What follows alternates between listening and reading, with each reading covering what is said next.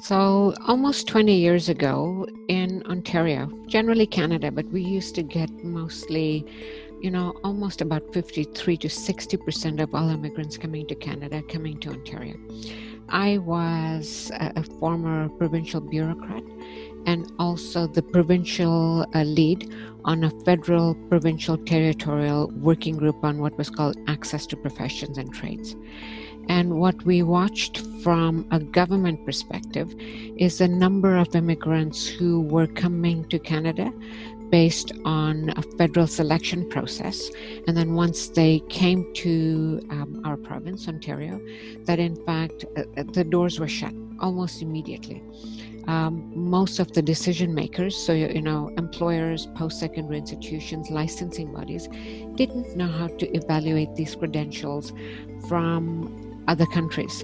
They didn't know how to take, a bachelor's degree and say, well, in Canada, here's what it looks like. And that was a significant barrier. So you ended up with people coming, expecting to come in and immediately work, and found that even their academic qualifications were not recognized, let alone the experiences that they were bringing, high level, many years of experiences. So at that point, my role in terms of the lead for Access to Professions and Trades, we had a conversation federally and with my provincial counterparts.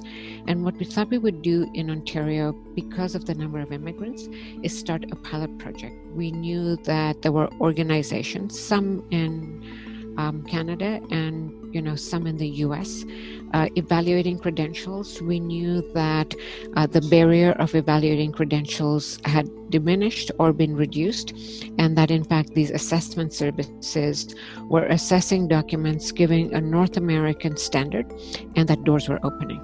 And so what I did as part of the work that I was doing is the minister, who was very progressive at that point, Isabel Bassett, made the decision that, we should put an RFP out and let's go out and see whether we could find such a service, pilot test it, and see whether we could reduce barriers and have more people entering their occupations. And WES demonstrated the highest quality of standards, had already been around almost 20 years in the US, had what I would call the gold standard, had quality processes where documents were ensured not to be fraudulent, and had international recognition. And so, when the RFP was put out, WES came in, won the contract, and WES Canada was established.